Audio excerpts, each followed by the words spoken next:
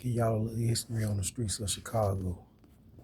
Back in the days, how shit got started.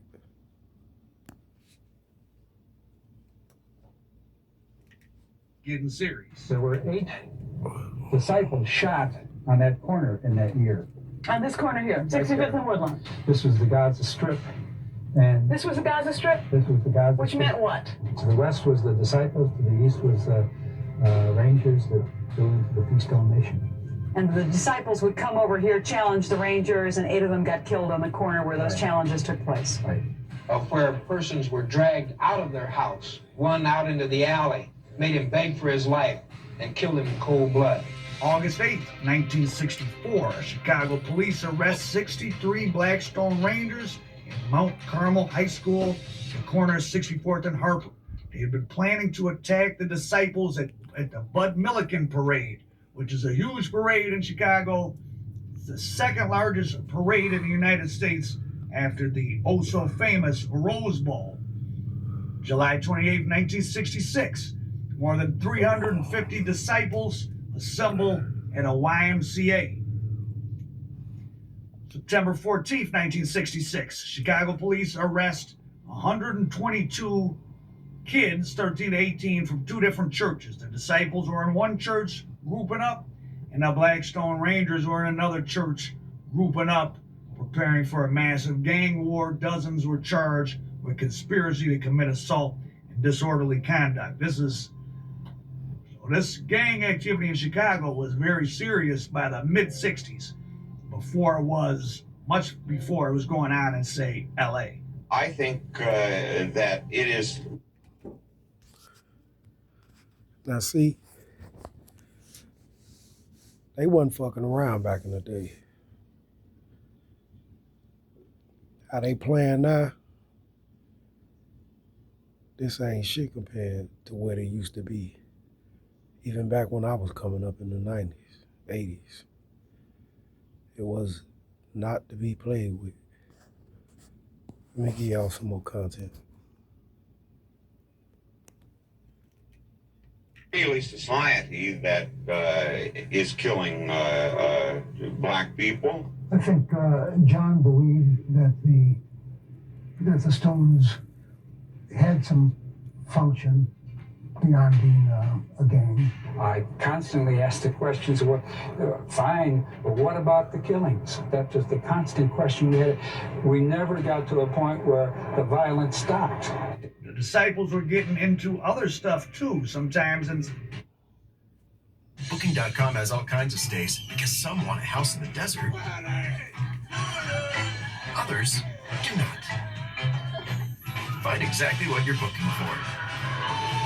Booking.com, booking.yeah.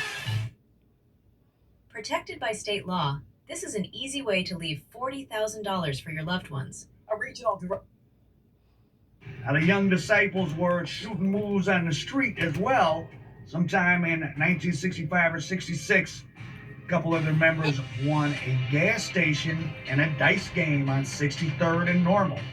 They tried to run it for a while with David Barksdale holding his meetings in the back office, but they weren't business guys. They were very young. The gas station closed. There's a black female lawyer in the neighborhood. She hooked them up with some mentors from the Inglewoods Men's Club, but it still failed. I guess real business is a lot less exciting than street business. To give you a sense of how serious the Disciple Blackstone War was, on June 20th, 1968, the Disciples shot 5 Stones at the Dearborn Homes projects on State Street. 4 of them lived, but the 5th did not. By some accounts, that was the 20th. Yeah, once upon a time, the Stones used to have that. Yeah. But let's continue on so y'all can get some more content. 9th murder between the Disciples and Stones in 1968, and that was only halfway through the years. That's a pretty intense gang war. I mean, 29 murders halfway through the year just between these 2 gangs, all the way back in 1968. 1966, Dr. Martin Luther King marches against segregation in Chicago.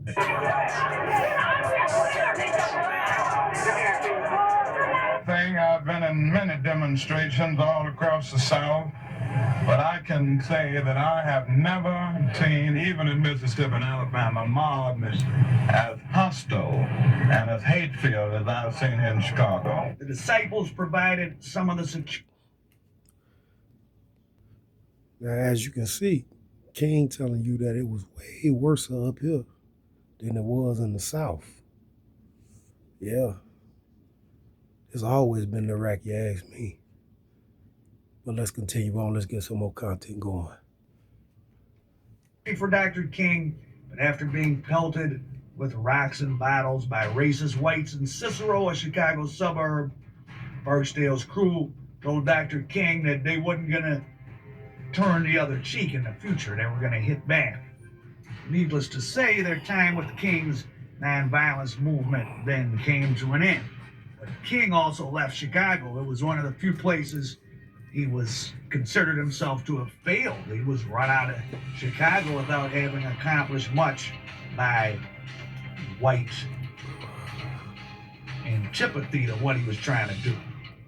April 4th, 1968, Dr. Martin Luther King is gunned down in Memphis. Riots pop off around the country, but surprisingly, not on the south side of Chicago. Probably this country's second biggest agglomeration of African Americans at the time. Well, that's where the disciples and the Blackstone Rangers were at, and the gangs flexed their muscles, told people to stay inside. Was this a way to be helpful to the system, or was it a way to show the system they had power? Probably a little bit of both. Chicago Police Department was being issued orders by Mayor Daley to shoot gang members, but they weren't doing anything, but the police were. The Inglewood police station, there was 80,000 of stolen merchandise found inside of it with no explanation of how it got there. I guess since the police didn't have any rioters to arrest on the south side, or looters, they started looting themselves. Now, a couple days after Dr. King's assassination, when things were still tense, on April 7th of 68, 1,000 disciples, kind of amazing to think of this, but probably like 1,000 young guys grouped up and they marched down 63rd to Midway Park into the Woodlawn neighborhood. They were going to meet with the Stones to have a peace treaty. The National Guard got in front of the disciples, tried to stop them. Disciples told the guard and the Chicago police, if you're not going to shoot us, get out of the way. Well, they got out of the way, and 2,000 young black male organization members met right on in Inglewood, and There y'all have a little bit of history. We're going to get back to some more details later. Like, comment, subscribe. Blind folks, I'm out.